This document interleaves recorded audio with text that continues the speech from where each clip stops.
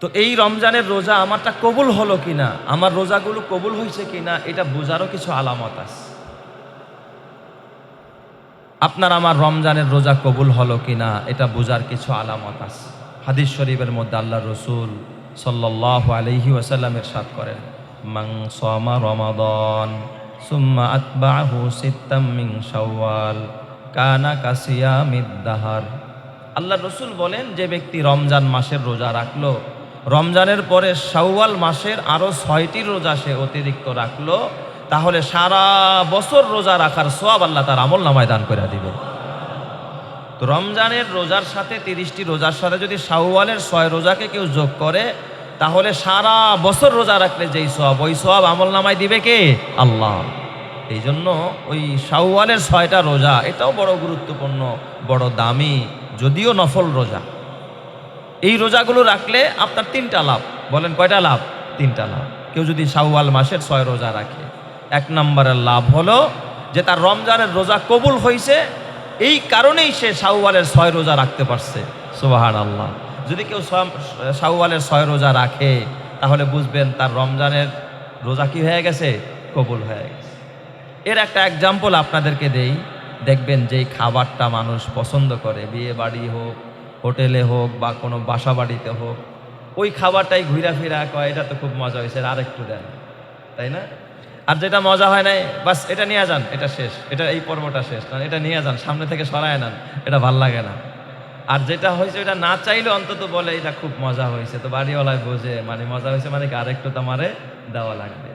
মজা খাবার বারবার মানুষ চায়। আল্লাহর কাছে যখন কোনো এবাদত পছন্দ হয়ে যায়, আল্লাহ ওই বান্দাকে দেওয়া এবাদতটা বারবার করায়, যে বান্দা আরেকটা রোজা রাখ, শাওয়ালের 6টা রাখ, আমি তোর প্রতি খুশি হয়ে গেলাম। যেরকম সুবহানাল্লাহ, মানে তোর রমজানের গুলো আমি কবুল করছি, এখন তোরটা ভাল লাগছে আমার কাছে, তুই আরো 6টা রোজা আমারে দে। সুবহানাল্লাহ বলবেন না সবাই? এই জন্য শাওয়ালের 6 রোজা যদি কেউ রাখতে পারে, এটা প্রমাণ বহন করে তার রমজানের রোজা কি হয়েছে? কবুল হয়েছে। তবে আবার এখানে কিছু ভুল কথা সমাজে প্রচলিত আছে, যে শাওয়ালের 6 রোজা না রাখলে নাকি রমজানের রোজা হয় না। এটা সাক্ষীর রোজা, এটা রাখতেই হবে, না রাখলে রমজানেরটা হবে না, কবুল হবে না। এটা আবার ভুল ধারণা। রমজানের রোজা আলাদা, শাওয়ালের 6 রোজা আলাদা। তবে আলামত যে যদি কেউ রমজানের রোজার পরে শাওয়ালেরও 6টা রোজা রাখতে পারে, তার রমজানের রোজা যে কবুল হয়েছে, আল্লাহ পাক কবুল করেছে, পছন্দ করেছে, এটাই তার বড় আলামত। জোরে কোন সুবহানাল্লাহি ওয়া বিহামদিহি। এই জন্য আমরা শাওয়ালের কয় রোজা রাখবো? 6 রোজা রাখবো। তবে এই রোজাগুলো রাখার ক্ষেত্রে লাগাতার রাখা জরুরি না। আপনি ভেঙে ভেঙেও রাখতে পারেন, একবারও রাখতে পারেন। হ্যাঁ, আপনার শাওয়াল মাস, ঈদের ছুটি, ঈদের আনন্দ, এটাও মুসলমানদের জন্য একটা বড় ইবাদত। ঈদের আনন্দটাও মুসলমানের জন্য কি বলেন? ইবাদত। যদি এই আনন্দটা আল্লাহ এবং আল্লাহর রসুলের বিধান অনুযায়ী হয়। তবে আনন্দ করতে গিয়ে আপনার শ্বশুর বাড়িতে বেড়াইতে গেলেন, এখন যদি শাওয়ালের 6 রোজা রাখেন, তো শাশুড়ি আপনারা মুরগির রান খাওয়াইব কোন সময়? কি কন, ঠিক না? শাওয়ালের রোজা রেখা যদি শ্বশুর বাড়িতে বেড়াইতে যান, মুরগির রান কখন খাইবেন? একটু স্যুপ খাওয়াবে, একটু ভালো মন্দ সকালবেলা নেহারি এইটা ওইটা খাওয়াবে শাশুড়ি আম্মা। তো এই জন্য আপনি ওই সময়টা রাখেন না রোজা। হ্যাঁ, এই শাওয়াল তো পুরা মাস, 1 মাসের মধ্যে আপনি 6টা রোজা রাখবেন। তবে এই ক্ষেত্রে যারা বুদ্ধিমান তারা কিছু পলিসি অবলম্বন করে, যে নবী তো প্রত্যেক সপ্তাহে 2টা রোজা রাখতেন, একটা হলো সোমবার, আরেকটা কি বৃহস্পতিবার। তো আপনি যদি মনে করেন যে শাওয়ালের প্রত্যেক সোমবার আর বৃহস্পতিবার আমি রোজা রাখবো, তো এরকম 3 সপ্তাহ রাখলে কয়টা রোজা হবে? 6টা। একদিক দিয়ে আপনি সোমবারের রোজারও সওয়াব পাবেন, বৃহস্পতিবারের রোজারও সওয়াব পাবেন, পাশাপাশি শাওয়ালের 6 রোজারও সওয়াব পেয়ে যাবেন। সুবহানাল্লাহ। এক দিলে কয় শিকার? 2 শিকার। যারা বুদ্ধিমান, লাগাতার দরকার নাই, আমি বেড়াইতে যাব, বেড়ায় গিয়া মজাও খাবো, আজকে বিয়েই বাড়িতে যাব, আজকে তালই বাড়িতে যাব, আজকে মেয়ের জামাইয়ের বাড়িতে যাব, বাস এইভাবে আপনি বেড়ান, সমস্যা নাই। আর ফাঁকে ফাঁকে রোজাগুলো এইভাবে রাখেন। আর এটাও যদি না পারেন, তাহলে মাসের 13, 14, 15 এই আইয়ামে 20, এই 3 দিন নবীজি প্রত্যেক মাসে রোজা রাখতেন। এই 3 দিন আপনি রোজা রাখেন শাওয়ালের রোজার নিয়ত কইরা, ওই আইয়ামে 20-এর রোজারও সওয়াব পাবেন। আর পাশাপাশি আর 3টা রোজা রাখেন, আপনি ওই শাওয়ালের 6 রোজারও সওয়াব, আইয়ামে 20-এর রোজারও সওয়াব পাবেন। যেরকম সুবহানাল্লাহ, 1 জাররা নেকিও কমবে না। তো আমি যেটা বলছিলাম, শাওয়ালের 6 রোজা রাখলে প্রথম যেই পুরস্কার আপনি পাবেন, যে রমজানের রোজাটা আপনার কবুল হয়ে গেছে, এটা 1 নম্বরের আলামত। তবে নারীদের জন্য আরেকটা করণীয় আছে। মা বোনদের তো পিরিয়ড হয়, তাদের মাসিক হয়, তার অনেক সময় রোজা 1 মাসের মধ্যে কিছু বন্ধ হয়, তারা এই রোজাগুলো ফরজ, রোজা কাজা করা কি ফরজ। অনেক সময় আছে শাওয়ালের 6 রোজা রাখে কিন্তু কাজা রোজা রাখে না, ওটা তো নফল আর এটা তো ফরজ। এই জন্য মা বোনদের জন্য জরুরি যে আপনি যদি শাওয়ালের টাকা রাখতে চান রাখতে পারবেন, কিন্তু আপনার কাজা রোজাগুলো আপনাকে আদায় করতে হবে। এটা যত দ্রুত পারেন আদায় করে নেন, কারণ আপনার তো মরণও হয়ে যাইতে পারে। আপনার মরণ যদি এই রোজাগুলো আদায় না করে মরণ হয়, তাহলে তাই রোজার জন্য আল্লাহর কাছে জবাব দেওয়া লাগবে। এই জন্য আমি বলি আগে কাজাগুলো আদায় করেন, পরে শাওয়ালের রোজাগুলো রাখেন। আল্লাহ তাআলা মাদেরকেও বুঝার তৌফিক দেখ, জোরে কানা আমিন।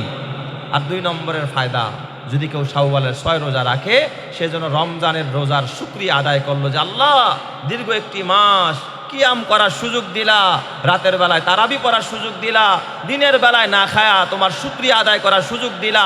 আল্লাহ এত বড় ইবাদতের সুযোগ আমারে দিছো, এই জন্য শুকরিয়া স্বরূপ আমি শাওয়ালের 6টা রোজা রাখলাম। এই শাওয়ালের রোজা হলো রমজানের রোজার শুকরিয়া। যে ব্যক্তি শুকরিয়া আদায় করে তার ইবাদত আল্লাহ তাআলা কবুল করে নেয়। সুবহানাল্লাহ।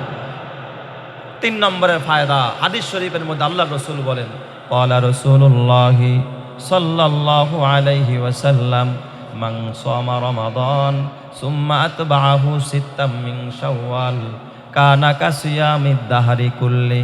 আল্লাহর হাবিব বলেন, কোন ব্যক্তি কোন বান্দার বান্দি যদি রমজান মাসের 30টা রোজা রাখার পরে, 1 মাস রোজা রাখার পরে শাওয়াল মাসের 6টা রোজা রাখতে পারে, আমার আল্লাহ ওই ব্যক্তির আমল নামায় শুধু 6 রোজার সওয়াব দিবে না, সারা বছর যদি লাগাতার রোজা রাখে, ওই ব্যক্তির আমল নামায় সারা বছর তথা 365 দিন এর মধ্যে 5 দিন রোজা রাখা নিষিদ্ধ, 360 দিন রোজা রাখলে যেই পরিমাণ নেকি হইতো, ওই পরিমাণ নেকি আল্লাহ ওই বান্দা বান্দির আমল নামায় দিয়া দিবে।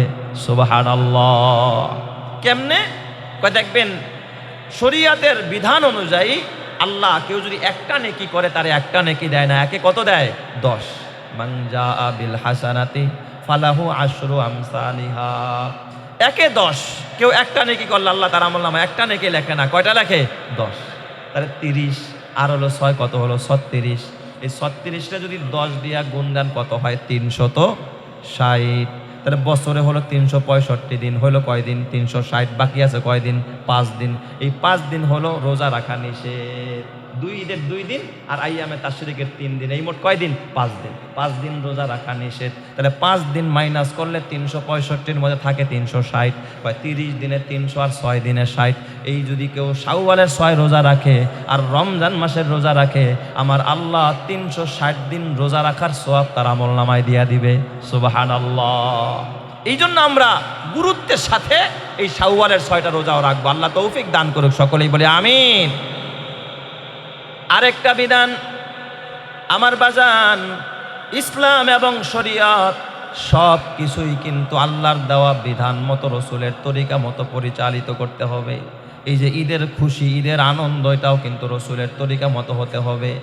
আমার জীবনটা যেন, আমার মরণটা যেন আল্লাহর হুকুম মতো হয়, রসুলের তরিকা মতো হয়। আল্লাহর হুকুম এবং রসুলের তরিকা মতো যদি কারো জীবন পরিচালিত হয়, আর তার মরণ যদি আল্লাহর বিধান মতো হয়, রসুলের তরিকা মতো হয়, ওই বান্দা মরতে দেরি হবে, আমার আল্লাহ তাকে জান্নাতের মেহমান বানাইতে একটা সেকেন্ড দেরি করবে না। সুবহানাল্লাহ। আল্লাহ তার ডাইরেক্ট জান্নাতের মেহমান বানায় দিবে। এই জন্য রসুলের মহব্বত দিলের ভিতরে থাকতে হবে, আল্লাহর মহব্বত থাকতে হবে। কারণ আল্লাহকে যদি আপনি ভালোবাসতে পারেন তাইলে আল্লাহর বিধান মানতে পারবেন, রসুলকে যদি ভালোবাসতে পারেন তাইলেই রসুলের তরিকা আপনি মানতে পারবেন। যে যাকে ভালোবাসে সে তাকে ফলো করে, তার আদর্শকে নিজের আদর্শ মনে করে, তার চলা, তার বলা, তার বচন ভঙ্গি, তার উঠা বসা নিজের জীবনে সেটাকে প্রতিফলিত ঘটাতে চায়। আর কেউ যদি কাউকে ভালো না বাসে, সে দেখবেন তার মতো চলতেও চায় না, তার মতো বলতেও চায় না, তার মতো উঠা বসাও করতে চায় না। এটা হলো মানুষের একটা মজ্জাগত তবিয়ত, মানুষের একটা মজ্জাগত তবিয়ত, যেটা মানুষ সব সময় যে যাকে ভালোবাসে সে তাকে ফলো করে। কথা ঠিক কিনা?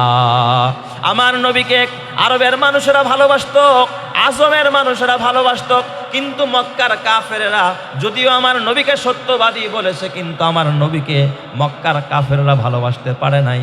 মক্কার কুখ্যাত একজন কাফের আবু জেহেল, এই আবু জেহেল ছিল মক্কার একজন গভর্নর। তার মানে মক্কাটা আবু জেহেলের আঙ্গুলের ইশারায় চলতো। মক্কার সব কার্যকলাপগুলো আবু আবু জেহেলের কথা ছাড়া হতো না। ওই দিক দিয়া সিরিয়া ছিল তৎকালীন যুগের একটা উল্লেখযোগ্য এরিয়া। সিরিয়ার ভিতরে আরেকজন আমার বাবা গভর্নর ছিল, হাবিব ইবনে নাজ্জার। এই হাবিব নামে আরেকজন গভর্নর ছিল সিরিয়ায়। এই হাবিব একজন গভর্নর সিরিয়া, আর একজন গভর্নর হলো মক্কার আবু জেহেল। আবু জেহেল একদিন চিন্তিত, একদিন পেরেশান যে ব্যাপারটা কি, মোহাম্মদকে এত দমন করতে চাই কিন্তু মোহাম্মদকে দমন করতে পারি না, কারণটা কোথায়, কি করা যায়? মোহাম্মদের কাছে যে যায়, তার চেহারা যে দেখে, তার কোরআন যে শোনে, সেই তার দলভুক্ত হয়ে যায়। জোরে কোন সুবহানাল্লাহ। আমার নবীর চেহারা এতটা মায়া, এতটা মাধুর্য আল্লাহ তাআলা দিয়েছিলেন, তার কথার ভিতরে যেই তার কথা শুনতো, তার জবানের তেলাওয়াত শুনতো, সে তার ভক্ত হয়ে যেত, তার প্রতি কালিমা পড়ে মুসলমান হয়ে যেত। আবু জেহেল চিন্তা করলো, তাহলে কি করা যায়? আমি একা তো পারি না মোহাম্মদকে দমন করতে, তাইলে একটু সিরিয়ায় যাই। সিরিয়ার মধ্যে একজন গভর্নর আছে, তার নাম হাবিব। হাবিবের কাছে গেছে, যায় বলতেছে, দোস্ত তুমিও নেতা আমিও নেতা, আসো দুই নেতায় মিললে একটা পরামর্শ করি। কি পরামর্শ? কয় দেখো, মোহাম্মদকে এত দমন করতে চাই কিন্তু পারতেছি না। মোহাম্মদের জবানে যে আল্লাহ কি জাদু দিছে, এর কথা শুনলেই মানুষ পাগল হয়ে যায়, মুসলমান হয়, তার প্রতি মানুষ আকৃষ্ট হয়ে যায়। তাহলে তার কোরআন থেকে, তার থেকে মানুষকে সরানোর একটা কৌশল তুমি আমারে শিখায়া দাও। সিরিয়ার গভর্নর হাবিব ডাক দিয়া বলে, ও আবু জেহেল, ও মক্কার গভর্নর, আমি তোমাকে দুইটা প্রশ্ন শিখায়া দিব, দুইটা পলিসি শিখায়া দিব। তুমি মক্কায় যাওয়ার পর এই দুইটা প্রশ্ন তুমি মোহাম্মদরে করবা, দেখবা মোহাম্মদ তোমার কাছে আত্মসমর্পণ করবে, মোহাম্মদ তোমার কাছে নত হয়ে যাবে, আর মোহাম্মদ তোমার কাছে সিলিন্ডার হবে। মক্কার সমস্ত মানুষগুলো মোহাম্মদ থেকে দূরে সরে যাবে। জোরে কর নাউজুবিল্লাহ। কয় বস, এমন পলিসি তো আপনার কাছ থেকে আমি চাই। তবে হাবিব ডাক দিয়ে বলে, ও মক্কার গভর্নর, এই প্রশ্ন আমি তোমার এমনে এমনে বলবো না, খোলা ময়দানে না, একা একা না, তুমি মক্কার ভিতরে নামি দামি জায়গায় কাবার চত্বরে একটা মঞ্চ তৈরি করবা, বিশাল বড় একটা মঞ্চ মহাসমাবেশের জন্য। আর মক্কার অলি গলিতে বাজনা বাজায়া, তবলা বাজায়া ঘোষণা দিয়া দিবা যে আজকে মহাসমাবেশ হবে। ওই দিক দিয়া সিরিয়ার গভর্নর আসবে আর মক্কার গভর্নর, দুইজনে বসে আজকে মোহাম্মদের সাথে বোঝাপড়া হবে। বিশাল বড় এক মঞ্চ কায়েম করবা। তবে মক্কার গভর্নর আবু জেহেল ওই মঞ্চের ভিতরে চেয়ার রাখবা দুইটা, তৃতীয় কোনো আসন থাকবে না, তৃতীয় কোনো চেয়ার থাকবে না। দুইটা আসনের ভিতরে একটা আসন থাকবে মক্কার গভর্নর আবু জেহেলের, আরেকটা আসন থাকবে সিরিয়ার গভর্নর হাবিবের। আমার জন্য একটা আসন বানাইবা, একটা চেয়ার রাখবা, আরেকটা চেয়ার রাখবা তুমি আবু জেহেলের জন্য। ও বন্ধু শোনো, আর পুরা মক্কার মানুষগুলোরে দাওয়াত দিবা ওই মঞ্চের শ্রোতা হিসাবে, আর মোহাম্মদকেও ডাকবা। মোহাম্মদ নিচে আইসা দাঁড়াবে, তুমি আর আমি গভর্নর হয়ে চেয়ারে বসবো, মঞ্চে বসবো। মোহাম্মদ এতিমের মতো, অসহায়ের মতো নিচে আইসা দাঁড়াবে। সকল মানুষের সামনে, হাজার হাজার মানুষের সামনে মোহাম্মদকে আমি দুইটা প্রশ্ন করব। মোহাম্মদ যখন উত্তর দিতে পারবে না, মোহাম্মদ লজ্জিত হয়ে যাবে, অপমানিত হয়ে যাবে, অপদস্থ হবে। আর সব মানুষগুলো মোহাম্মদকে নাক ছিটকায়া তার দরবার সেরা তার থেকে দূরে সরে যাবে। চিৎকার মেরে কন্যা নাউজুবিল্লাহ। বলেন তো, সকল ষড়যন্ত্রের দাঁত ভাঙা জবাব দেনেওয়ালা যিনি, তিনি কে? তারা যতই ষড়যন্ত্র করুক, এই ষড়যন্ত্রের দাঁত ভাঙা জবাব তো আল্লাহ দিতে পারে কি পারে না? সুন্দর করে তারা মঞ্চ তৈরি করে। সিরিয়ার গভর্নর মক্কায় আসছে, এই দিক দিয়া হাবিব যখন মক্কায়, ওই দিক দিয়া আবু জেহেল মক্কার গভর্নর। বিশাল বড় মঞ্চ করে আজকে মহাসমাবেশ হবে, সব মক্কাবাসীকে দাওয়াত করছে। দাওয়াত করে কাবার চত্বরে বিশাল বড় মঞ্চ করছে। মঞ্চের ভিতরে এক পাশে মক্কার গভর্নর বসা, আরেক পাশে ওই যে সিরিয়ার গভর্নর হাবিব বসা, দুইজনে বৈশা সবাইকে যখন ডাকছে, আমার নবী মুহাম্মদুর রাসূলুল্লাহ ওই দরবার আসছে। নবীজি যখন সামনে দাঁড়ানোর পর, আমার বাজার আল্লাহর নবী রহমতে আলম নবী, যদিও দুনিয়ার জমিনের মধ্যে একা এতিম নবী, কিন্তু আমার নবীর সাথে আছেন একজন যিনি চিল্লায়া বলতে হবে তিনি কে। নবী যখন ঢুকছে ওরা দুইজন তো চেয়ারে বসে, নবীর দূর থেকে দেখা নবীর চেহারার দিকে তাকায়া হাবিবের পা কাঁপতেছে, শরীর কাঁপতেছে। এই দিক দিয়া মক্কার গভর্নর আবু জেহেলেরও শরীর কাঁপতেছে, চেয়ারে বসে থাকতে পারে না। লোকেরা জিজ্ঞেস করে, লিডার ব্যাপারটা কি, কাঁপেন কে?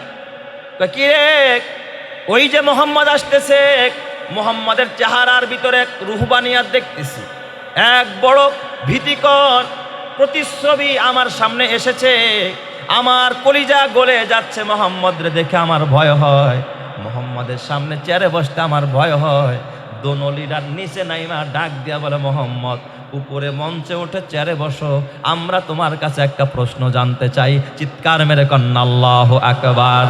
আলহামদুলিমান কদ্দারা খাইরাও ওয়া কবালা ওয়া শুকরু লিমান সাওয়ারা হুসনা ওয়া জামালা লা জিদ্দা ওয়ালা নিদ্দা ওয়ালা হাদ্দা লিমাউলা আল আনা কামা কানা ওয়ালাম ইয়ালকা জাওয়ালা লা ক্বাবলা ওয়ালা বাদা ওয়ালা ওয়াক্তা জামানা লা হাজিবা ওয়ালা মানিআ লিল্লাহি তাআলা লা তুশরিক ফিল্লাহি ওয়ালা রব্বা সিওয়াহু লা ওয়ালিদা ওয়ালা ওয়ালাদা ওয়ালা উম্মা লা খালা ফারদুন সামাদুন আন সিফাতিল খালকি বারিউন রব্বুন আজালিয়ুন খালাকাল খালকা কামালা।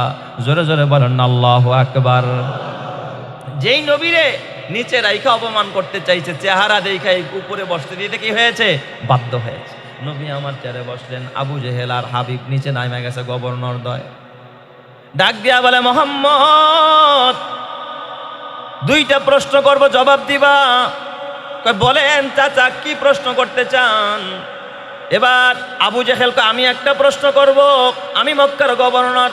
হাবিব ডাক দিয়া বলে, আমি সিরিয়ার গভর্নর, আমি তোমার আর একটা প্রশ্ন করব, আমাদের দুই গভর্নরের দুইটা প্রশ্নের জবাব দেবা, তাইলে এই সমস্যার সমাধান। কয় বলেন কি প্রশ্ন? আবু জেহেল ডাক দিয়া কয়, ও মোহাম্মদ এখন তো দিন। কয় হা। কয় এখন আকাশে সূর্য দেখা যায়? কয় হ। কয় শোনো, এই সূর্যটা সরায়া তুমি যদি চন্দ্র উঠাইতে পারো, আর ওই চন্দ্রটাকে যদি তোমার হাতের ইশারায় দ্বিখণ্ডিত করতে পারো, তাইলেই বুঝবো তুমি নবী, তুমি সত্য নবী, এতে সন্দেহ নাই। আর এই কাম যদি করতে না পারো, আমি বিশ্বাস করব তুমি সত্য নবী না, তুমি মিথ্যা। চিৎকার মেরে কন্যা নাউজুবিল্লাহ। নবী আমার ডাক দিয়া বললেন, ও চাচা এটা আপনার প্রশ্ন, তাহলে সিরিয়ার গভর্নর ও হাবিব আপনি বলেন আপনার দিলের মধ্যে কি এমন প্রশ্ন, কি এমন ব্যথা আমারে বলেন। হাবিব এবার ডাক দিয়া বলে, মোহাম্মদ সব সময় আমি তোমার চোখে দেখি না, তোমার কাছেও আসে না, তবে মোহাম্মদ 30 বছর হয়ে গেল, 30 বছর যাবত আমি হাবিব, আমি সিরিয়ার গভর্নর, আমার দিলের মধ্যে একটা দুঃখ, একটা দুর্দশা 30 বছর যাবত ঘোরপাক খাচ্ছে। কেন আমি এই দুঃখে আছি? আমি গভর্নর হয়ে আমি বিপদে আছি, আমি দুঃখে আছি, আমি কষ্টে আছি। তুমি যদি নবী হও তাহলে তুমি বলবা আমার দুঃখটা কি আর ওই দুঃখের কারণটা কি। যদি এই কথা বলতে পারো তাহলে আজকে এই ময়দানে তোমার বশ্যতা স্বীকার করব। চিৎকার মেরে কন্না আল্লাহু আকবার। আপনারা বলেন আপনার মনে কি আছে, এটা কি আমি জানি নাকি? এটা জানে একজন, যিনি তিনি কে? আল্লাহ ছাড়া তো আর আলিমুল গায়ব কেউ নাই। প্রশ্ন দুইটা বড় সহজ না বড় কঠিন? বড় কঠিন। নবী আমার মাথাটা নিচে দিয়া আল্লাহকে ডাক দিয়া, আল্লাহ মক্কার গভর্নর সূর্য সরায়া চন্দ্র আনতে কয়, চন্দ্র দ্বিখণ্ডিত করতে কয়, আল্লাহ এই কাজ আমি না, সূর্যের মালিক আমি না, চাঁদের মালিক আমি না, এটা তো তোমার গোলাম, তুমি তো একমাত্র পারো সূর্য সরায়া চন্দ্র আনতে, চন্দ্রকে দ্বিখণ্ডিত করতে তুমি পারো। নবীজি মনে মনে কয়, প্রকাশ্যে কয় না, আল্লাহ তুমি ছাড়া কেউ পারবে না, আমি মুহাম্মদের ক্ষমতা নাই। আর এই হাবিবের দিলের ভিতরে কি ব্যথা, এটা তুমি ছাড়া দুনিয়ার কেউ জানে না, আমি মুহাম্মদও জানি না, আল্লাহ কষ্টের কারণটা কি তাও জানি না। রব্বুল আলামিন তুমি না জানাইলে জানার ক্ষমতা আমার নাই। চিৎকার মেরে কন্না আল্লাহু আকবার। নবীজি আমার ডাক দিয়া কয়, চাচা তার একটু কাজ করেন, আমার 2 মিনিট সময় দেন, আমি মাত্র 2 রাকাত নামাজ পড়বো। সুবহানাল্লাহ জোরে কোন সবাই। আমার নবী যখন এই বিপদে পড়তেন কোথায় যাইতেন? নামাজে। পাশেই যায় নামাজ বিছায়া নবীজি নামাজে দাঁড়ায় গেছে। নামাজে দাঁড়ায় যখন আল্লাহকে ডাকা আরম্ভ করলেন, আল্লাহ পাক রব্বুল আলামিন জিব্রাইলে ডাক দিয়া কয়, জিব্রাইল কই রে? আজকে ভরা মজলিসে মক্কাবাসীর সামনে আমার নবীকে অপমান করতে চায়। জিব্রাইল জলদি যা, তোর ডানা দিয়া সূর্যটারে সরায়া দে, চন্দ্রটারে উঠায়া দে, আর ওই চন্দ্রটার দিকে আমার হাবিব আমার বন্ধু যখন আঙ্গুল দিয়ে ইশারা করবে, চন্দ্রটাকে 2টা খণ্ডে পরিণত করে দে। চিৎকার মেরে কন্না আল্লাহু আকবার। শামস কমার সুরখে জমি আঞ্জুম আখতর, 10টে দিওয়াল ওয়াদিয়ে সাহারা ও সমন্দর, মোর মুলক তামদরু তৈর কবুতর, শাম সে হার জুলম তুজু আহমার ও আসগর, গুলজার গুলো পুরগে সাজার কিসনে বানায়া, তলেব মায়ুসি কা হো ये सब जिसने বানায়া। জোরে জোরে বলেন সুবহানাল্লাহ। এরপরে জিব্রাইল আল্লাহ জানায়া দেয়, ও জিব্রাইল আমার বন্ধুরে জানায়া দে, ওই যে সিরিয়ার গভর্নর হাবিব 30 বছর যাবত তার দিলের মধ্যে কি ব্যথা আমি আল্লাহ ছাড়া পৃথিবীর কেউ জানে না। এই হাবিবের ঘরে একটা বিবি আছে, তার বাচ্চা হয় না, বহু কান্নাকাটি করেছে একটা বাচ্চার জন্য। 30 বছর পর আমি আল্লাহ একটা কন্যা সন্তান তারে দিয়েছি, কিন্তু কন্যা সন্তানটাও বোবা, কথা বলতে পারে না। গভর্নর মানুষ, তার স্বপ্ন ছিল একটা ছেলে হবে, আমি মরে গেলে আমার পরবর্তীতে এলাকার গভর্নর হবে, আমার প্রতিনিধি হবে, জনপ্রতিনিধি বানাবে, এটা ছিল তার স্বপ্ন। এটাই তার দিলের বড় কষ্ট। 30 বছর যাবৎ কেঁদেছে সন্তানের জন্য, ছেলে চাইছিল, কিন্তু আমি আল্লাহ ছেলে দেই নাই, দিছি একটা মেয়ে, তাও আবার বোবা। এইটা তার দিলের কষ্টটা পৃথিবীর কেউ জানে না, আমি আল্লাহ ছাড়া। নবীজিকে জিব্রাইল আমিন যখন এই কথা জানায়া দিস, নবীজি নামাজ শেষ কইরা মঞ্চের মধ্যে উঠা আঙ্গুল যখন ইশারা করছে, সূর্যরে বলছে সরে যা। এবার চন্দ্র উঠেছে, অন্ধকার নেমে আসছে, আর আঙ্গুল দিয়া যখন ইশারা করেছে, সাথে সাথে ওই চন্দ্র 2 টুকরা হয়ে গেছে। চিৎকার মেরে কন্না আল্লাহু আকবার। বলেন তো করনেওয়ালাকে আল্লাহ। এবার আবু জাহেলের মুখটা ছোট হয়ে গেছে, হায় হায় পাওয়ার, মনে করছে মোহাম্মদ এটা জাদু দিয়া করছে, জাদু দিয়া মনে হয় করছে। নাউজুবিল্লাহ জোরে কোন সবাই। এবার কয় হাবিব ডাক দেয়া কয়, ঠিক আছে আমার বন্ধু গভর্নর মোহাম্মদের উত্তর দিয়েছ, আমারটা এবার উত্তর দাও, পারলে দেখি যদি তোমার ক্ষমতা থাকে। নবী আমার ডাক দিয়া বলে, ও চাচা, ও হাবিব, সিরিয়ার গভর্নর, আপনি শোনেন, 30 বছর যাবত আপনার অন্তরের মধ্যে দুঃখ একটা, আপনার ঘরে সন্তান হয় না, সন্তানের জন্য 30 বছর পর্যন্ত আপনি কেঁদেছেন, কিন্তু আপনার ঘরে ছেলে হয় না। একটা সন্তান আল্লাহ দিছে, তাও আবার মেয়ে সন্তান, তাও আবার বোবা, কথা বলতে পারে না। আপনার স্বপ্ন ছিল একটা ছেলে হবে, ছেলে হইয়া পরবর্তীতেই এলাকার গভর্নর হবে, আপনার অধীনস্থ হবে, আপনার প্রতিনিধি হবে, এটা আপনি চেয়েছিলেন, কিন্তু সেটা হয় নাই। কথাটা বলতে দেরি, মঞ্চের ভিতরে নবী আমার বসা, তাকায়া দেখে হাবিবের চোখ বেয়ে পানির ফোঁটা গড়া গড়া পড়ে। হাবিব এইভাবে হাত জোর করে ডাক দেখা, মোহাম্মদ, ওই আসমানের মালিকের শপথ করে বলি, মোহাম্মদ, 30 বছরে এই ব্যথার দুঃখ আমি পৃথিবীর কারোর সাথে শেয়ার করি নাই। মোহাম্মদ তুমি কেমনে জানলা? এই কথা তো আকাশের মালিক ছাড়া কেউ জানে না। যে আকাশের মালিক তোমারে জানাইছে তুমি সত্য নবী, এতে সন্দেহ নাই। ও মক্কার গভর্নর আবু জেহেল, তুমি চাইছিলা মোহাম্মদকে পরাভূত করবা, তুমি বিজয়ের মালা পরবা। না না, আমি আজকে আত্মসমর্পণ করলাম, তোমার সাথে সম্পর্ক ছিন্ন করলাম। মোহাম্মদ আজ থেকে আমার লিডার, আমি মোহাম্মদের হাতে কালিমা পড়া মুসলমান হয়ে গেলাম। চিৎকার মেরে কন্না আল্লাহু আকবার। हर लहजा है मोमिन की नई शान नई आन, हर लहजा है मोमिन की नई शान नई आन, गुफ्तार में किरदार में अल्लाह की बुरहान, गुफ्तार में किरदार में अल्लाह की बुरहान, गफ्फारी क़हारी कुद्दूस व जबरूत, ये चार अनासिर हो तो बनता है मुसलमान, ये चार अनासिर हो तो बनता है मुसलमान। उल्फत में बरा बर के वफा हो के जफा हो, हर चीज़ में लज्जत है अगर दिल में मज़ा हो, हर चीज़ में लज्जत है अगर दिल में मज़ा हो। আল্লাহ তুমি আমাদের সবাইকে দিলের মধ্যে লাজ্জাত দান করো, ঈমানের লাজ্জাত দান করো, ইবাদতের লাজ্জাত দান করো। রমজানে যেমন ইবাদত করেছি সারা বছর এইভাবে ইবাদত করার তৌফিক দান করো। জোরে কান আমিন।